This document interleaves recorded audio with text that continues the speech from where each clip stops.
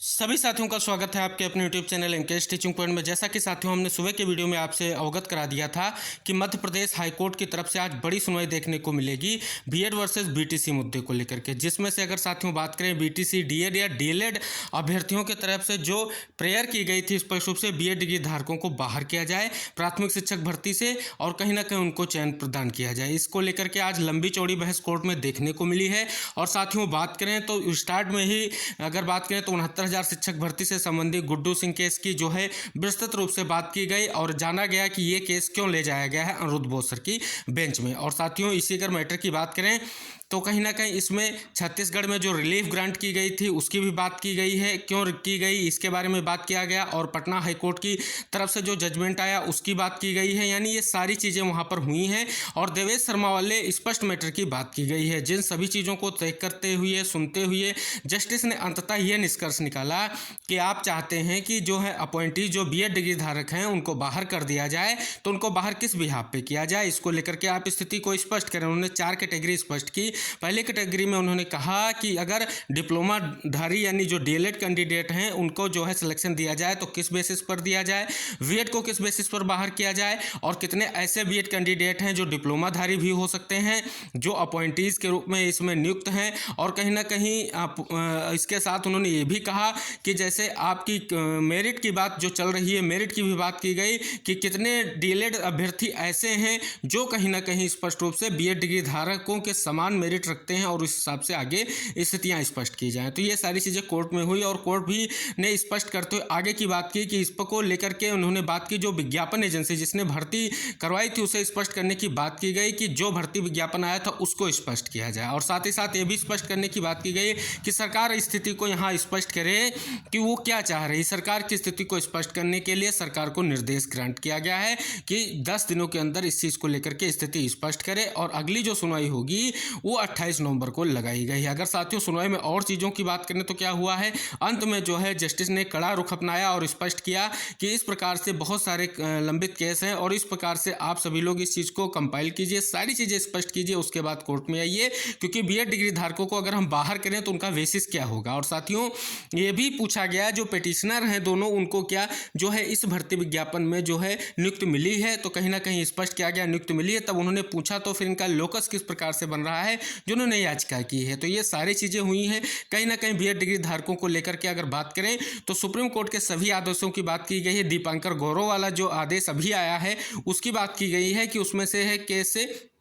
Withdraw किया गया है, यानी कहीं ना कहीं बीएड डिग्री धारकों ने स्पष्ट कर दिया कि ये भर्ती पूर्व की है और इसमें कोई भी जो है चैलेंजिंग पॉइंट नहीं है, क्योंकि जो है अनिरुद्ध बोस की बेंच ने दीपांकर गौरव की याचिका पर स्पष्ट कर दिया है कि सुप्रीम कोर्ट का आदेश जो है 11 अगस्त 2023 के बाद से प्रभावी होगा। तो ये सारी चीज़ें हुई। इस पर देखते हुए कहीं ना कहीं सरकार से जवाब तलब किया गया है कि सरकार क्या चाह रही है, सरकार का क्या विहाप है, सरकार आकर के यहाँ पर स्पष्ट करे। और कहीं ना कहीं ये भी कहा गया है कि आप चीज़ों को स्पष्ट करें, सारी चीज़ें स्पष्ट होने के बाद ही यहाँ पर स्थितियाँ स्पष्ट होंगी। तो कहीं ना कहीं आप सभी साथियों को अवगत करा दें, बहुत सारे केस जितने भी केस अभी तक आपके छत्तीसगढ़ का हो गया, राजस्थान वाले जो हाई कोर्ट के फैसले की बात है उसके बारे में बात की गई और बताया गया, भगवान कृष्ण वाले जो आर्डर है उसकी भी बात की गई कि उस आधार से जो है बाउंड है और सब्जेक्ट टू आउटकम का निर्देश जारी किया गया है। 34 नंबर का पैरा जो देवेश शर्मा वाले मैटर में आया उसकी बात की गई कि स्पष्ट रूप से ये सारी जो भर्तियां हैं सब्जेक्ट टू आउटकम है, इसलिए इसमें से बीएड डिग्री धारकों को बाहर किया जाए। लेकिन साथियों आपको अवगत करा दें कहीं ना कहीं इससे जो है कोर्ट किसी भी तरीके से संतुष्ट नहीं दिखी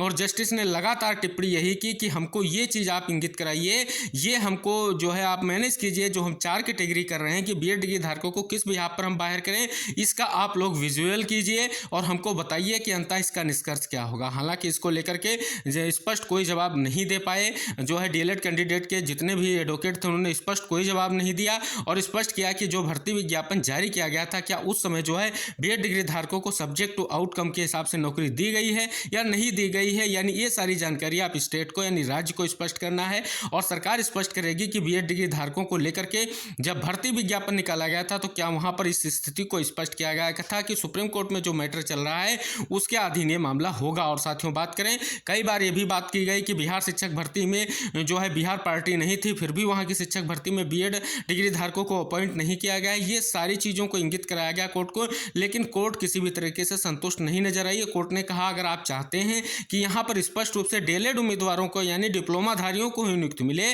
तो उसकी स्थिति आप बताइए, और मेरिट के बेसिस पर अगर आप चाहते हैं तो अगर बीएड डिग्री धारकों को किस प्रकार से हम बाहर करें, इसका भी मेन रीजन होना चाहिए। क्योंकि एक तरफ जो है सुप्रीम कोर्ट ये कह रहा है कि जो आदेश है वो 11/8/2023 से प्रभावी है और मध्य प्रदेश किसी भी तरीके से पार्टी वहां नहीं था, तो किस प्रकार से यहाँ पर बीएड डिग्री धारकों को बाहर किया जाए। तो साथियों आप बता दें कि अब सबसे बड़ा मामला यही है कि 28 तारीख को आपका मैटर सुना जाएगा। उससे पहले सभी साथियों को पता है कल महत्वपूर्ण सुनवाई लगी हुई है पश्चिम बंगाल वाली क्लेरिफिकेशन और मॉडिफिकेशन वाली अपील की, और साथियों वहां से स्पष्ट हो जाएगा अगर आर्डर जो है 11 अगस्त से प्रभावी माना गया तो कहीं ना कहीं अन्य राज्यों की समस्त भर्तियों की स्थिति स्पष्ट हो जाएगी। और साथियों बात कर लें तो आज की इस सुनवाई में 69,000 शिक्षक भर्ती का भी जिक्र किया गया कि एनसीटी के अनुसार 69,000 शिक्षक भर्ती की गई थी, लेकिन वहां पर बीएड डिग्री धारक अपॉइंट हैं और उनके लिए अभी तक कोई भी आदेश पारित नहीं किया गया है। ऐसे ही सभी राज्यों की बात की गई, लेकिन किसी भी जगह से ये गुंजाइश नहीं बनी कि बीएड डिग्री धारकों को बाहर करने की स्थिति पर कोर्ट जो है निर्देश जारी करे। लेकिन अभी आज कहें तो बीएड डिग्री धारकों के लिए बड़ी खबर आई है साथियों,